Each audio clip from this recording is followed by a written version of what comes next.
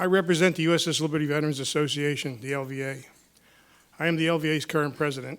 Our mission statement states that we strive to have the truth told to the American public about the Israeli attack. That is, the attack was brutally deliberate. Personally, I've been to over 45 countries in my life travels, and it does not get any better than the United States for a system of government. Ergo, my love for country and the Liberty incident has opened my eyes. Our Creator gave our founding fathers the grace to create the most humane form of governing and is threatened from within. I have taken an oath to defend the Constitution of the United States, and no one has told me to stand down. It is vitally important that our tripartite form of government remains intact, providing checks and balances. My focus is not only with the Johnson administration and the military, but Congress now, during, and present. I'm not critical towards the American public, as they have been deceived by our government, Israel, and the media, which is influenced and controlled by Israeli supporters. To wit, the laws have been broken or thwarted to maintain our relationship with Israel, and I'll provide you with details as I know them. It is my contention that by investigating the Liberty story, a very sinister historical blight becomes defined. I pray America has the guts to look inwardly and take the right steps to correct not only the Liberty injustices, but also become acutely aware of Israelis' actions, past, present, and future, against humanity in Palestine. Did you notice that Paul Pillar, Michael Schreier, and Ray McGovern are all former CIA employees? Well, I spent almost 29 years working with them also. I went from being a Navy spook to becoming a CIA staff officer working for the Office of Communications. Why do you think there are so many former CIA employees so concerned about the Middle East? Why are we so passionate about what happens in Palestine? I believe it has something to do with love of country. We care. It's part of our culture. As my British friends would say, we bloody well care. Speaking for myself, but I think they feel the same, I sense the calamity that is possible if we continue down our current course. What is the price for caring? Bigotry. I have written a book of some of what I think I will talk about, you will find documented. It is appalling the length Israel's supporters will go to ensure that you are silenced and harassed. However, the U.S.S Liberty story is very important, and it must be told truthfully and accurately. If you would like a copy, please see me. Before I get into the nitty-gritty about the attack, I need to mention the Moore Commission, which completed its task on October 22, 2003. The commission was made up of Admiral Thomas Moore, U.S. Navy deceased, who was the former chairman of the Joint Chiefs of Staff and Chief of Naval Operations, General Raymond G. Geis, Marine Corps deceased, Medal of Honor recipient, and former Assistant Commandant of the Marine Corps, Rear Admiral Merlin Starring, U.S. Navy deceased, former Judge Advocate of the Navy from 73 to 75, and Ambassador James Atkins, deceased, former U.S. Ambassador to Saudi Arabia. The mission: findings of the Independent Commission of Inquiry into the Israeli attack on the U.S.S Liberty, the recall of military rescue support aircraft while the ship was under attack, and the subsequent cover-up of the United States government. The Moore Commission is the benchmark identifying the Israeli injustices that our government will not address. I am a Liberty survivor. What does that mean, and how does that work into the reassessment of a relationship with Israel? I survived the 2-hour Israeli attack on the U.S. naval intelligence ship USS Liberty AGTR-5. On June 8, 1967, during the Arab-Israeli Six-Day War, Israel tried to sink the ship, attempting to murder the crew of 294 Americans. They launched 5 torpedoes, but our captain, William McGonigal, assertively dodged 4 of them. However, the 5th hit us on our starboard side, just forward of the midships, killing 25 of the 34 Americans. We did not sink, but 2/3 of the crew were incapacitated. There were wounded and dying sailors all over the ship.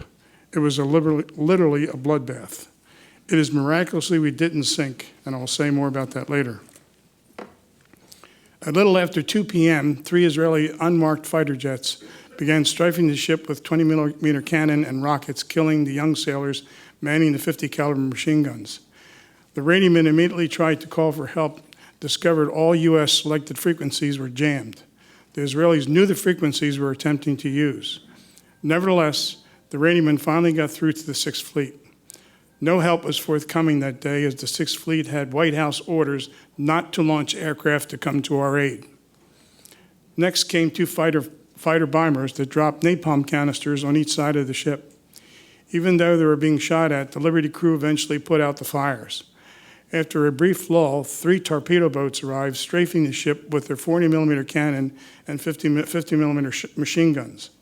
Then they proceeded to drop their torpedoes in the water. One finally did find its mark. Our skipper passed a command to prepare to abandon ship.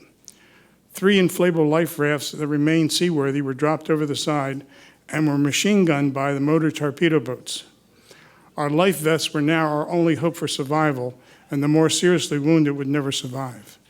However, the engine room was able to bring the boilers back to life, and the Liberty had power. In addition, damage control indicated that the ship stopped taking on water, and the ship came to a 9-degree list to starboard. So our captain wisely decided not to abandon ship. About that time, Israeli helicopters hovered near the ship, and repel boarders were ordered. However, for whatever reason, their attack was called off and all hostilities ceased. I personally risked going topside to ascertain what was happening and saw 2 Israeli helicopters carrying armed Marines. The USS Liberty is currently the most decorated U.S. Navy ship for a single engagement. There were 208 Purple Hearts given alone. The military does not award Purple Hearts, Medal of Honor, Navy Crosses, Silver or Bronze Stars for mere accidents. But that is exactly what the Johnson administration attempted to call it initially. In order to secure the Jewish vote for upcoming elections, they could not have Israel taken to task. This was a major historical event. Any other time, their action would have been an act of war. The event had to be buried quickly, quietly, and without fanfare. Therefore, a couple of actions were taken immediately. The Navy told the Liberty survivors never to talk about the attack to anyone, including our families, or face a $10,000 fine or 10 years imprisonment. With a cold and matter-of-fact authoritarian counsel, they meant business. The Navy would handle the press. In other words, the crew was given a gag order. At the same time, the crew had to be made to feel that everything was okay and being done by the book. So the brave were honored and appropriate medals issued. Everything appeared to be on the up and up. To legally prevent us from future actions, the Navy Court of Inquiry had to come to the conclusion that the sailors did their job to defend the ship, and therefore there could be no court-martial's delay burying the story. The attack had to be declared accidental. It was a masterful job, and the Johnson administration pulled it off. So the White House ordered the court to come to that conclusion, as indicated by the Navy lawyer of the court, Captain Ward Boston, deceased. Before he died, he gave us a sworn affidavit stating that Admiral Kidd and others deliberately ignored the crew's testimony and falsified the evidence. He was also videotaped giving details for this affidavit. In private conversations between Boston and Kidd, they knew the attack was deliberate and stated in the affidavit. They were good Navy officers and kept their secret until 2003. Why is this so important? This is obstruction of justice at the highest level. Let that sink in. I'll say it again. It's obstruction of justice at the highest level. That is, when the crew gave their testimony to the court, they testified the Israelis machine gun our life rafts and shot at firefighters and stretcher bearers. They are all war crimes. We assumed their testimony and official logbook data were acquired. No. They were eliminated. Whatever happened to the Uniform Code of Military Justice that all American military were sworn to observe? Now let's fast forward to June 2005. The Bush administration was concerned that war crimes were being committed during the Iraqi war. In order to be non-intimidating, the Pentagon indicated that if anyone witnessed a war crime, a system was created within the Department of the Army to expedite all war crime reports. Therefore, on June 8, 2005, the LVA filed a war crimes report with the Pentagon, and guess what? Nothing happened. We were devastated and appalled as we did everything by the book. We were informed that the 67 Navy Court of Inquiry had already investigated the incident and no action was required. If you write your congressman today, you'll get the same answer. In other words, the 67 Navy Court of Inquiry forms the official basis to explain the attack. The Liberty crew had been slam dunked. Why would the White House do this to the crew? On one hand, exemplified themselves militarily, but on the other hand, had to be contained and diminished. Israel. For example, our skipper, Captain William McGonigal, was awarded the Medal of Honor, not by President Johnson at the White House, which is the custom, but at a low-level ceremony at the Washington Navy Yard by the Secretary of the Navy. No press was invited. Are you starting to get the picture? We now know the order came from Mayush Dayan. We have declassified CIA cable exposing his order. One of the generals in the room that morning explained, "This is pure murder." But they went ahead as the order came from the defense minister until an IDF Navy admiral later gave the order to stop the attack as the ship refused to sink. You see, their war plans included taking Syrian territory, the Golan Heights.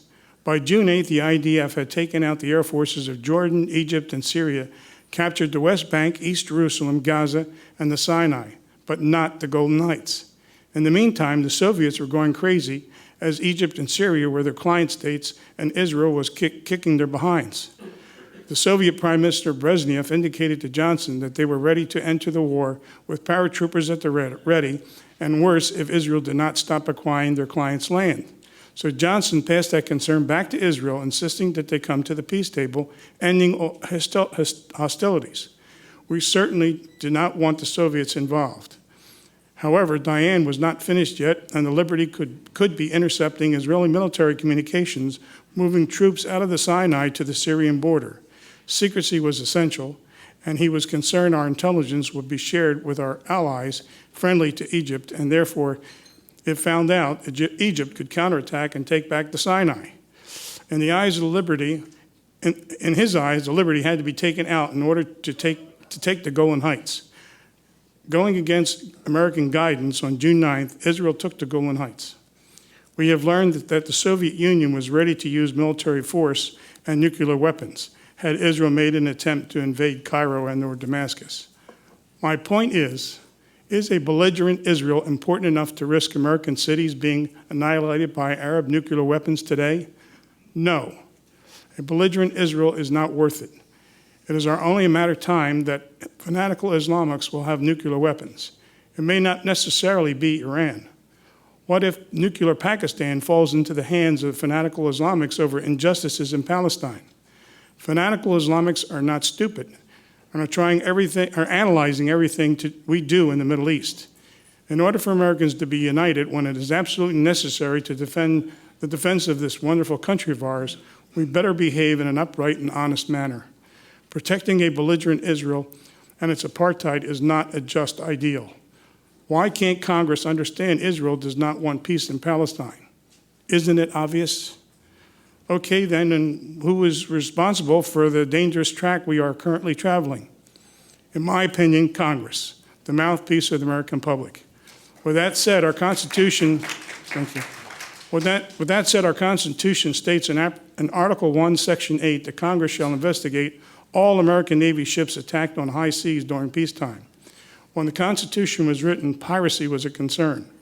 History indicates they have done so for every incident except one, the USS Liberty. Liberty crew, as well as the Liberty supporters, have written and had one-to-one conversation with congressmen about providing justice, not only to the crew, but more importantly, the 34 who were killed in action. For almost 47 years, their response has been empty and dismal. So why is this important? Because our system of checks and balances, an objective and independent Congress, might not come to the same conclusion as the military, which comes under the executive branch, especially if the commander and chief wanted to create a war-like situation or dodge a situation that warrants a military or diplomatic response. The military does not disobey orders from the president. If the president's political controls both houses, then Congress can stand down if so directed.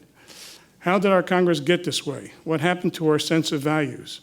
I can tell you from negative congressional replies we have received over the years that without the crew's testimony under oath, Pertinent information has been buried or destroyed that would prevent an objective and independent investigation. The Liberty crew is not getting any younger, but our memories are clear and honest. Our collective families taught us that to be that way, and that is why some of us were selected to serve in the Naval Security Group. During the interim, the Liberty crew are called anti-Semitic, conspiracy theorists, and worse by Israeli supporters because we refused to lie about the attack. The Navy League and the American Legion have indicated they favor support for Israel by discriminating against Liberty crew. The bottom line is because of Congress's lack of backbone to investigate the Liberty incident bolsters the bigotry we suffer. I hope I've convinced you that the Liberty story is vitally important, but if not, I want to leave you with a thought. I have stated before that all Navy accounts, the Liberty should have sunk with all hands lost. The torpedo hull alone was 35 by 40 feet, and most of it was below the waterline. The torpedo hit the ship at the only place that would not break apart or explode our boilers. Even with the power of Washington, James Ernest, our division officer, had the courage to write a book and get it published in 1979, despite the Navy's gag order. Do you think that some of the Pentagon knew the Liberty crew was getting shafted and wanted to do the right thing? In conclusion, I must end this with a spiritual note. I have prayed about the attack, and the guidance he provided me is clear realization how important the Liberty story is to our nation, especially since Israel does not want peace. There are 34 Liberty souls who are screaming for justice, not only for them, but also the American public who are being duped today. For their sake, please become aware that most congressmen are reluctant to do anything negative against Israel or have a firm belief that Israel comes first. Americans must take Congress back to objectively do the right thing all the time for America and humanity. For the sake of our grandkids and the pre-67 America we knew, I pray your effort is successful. God bless America.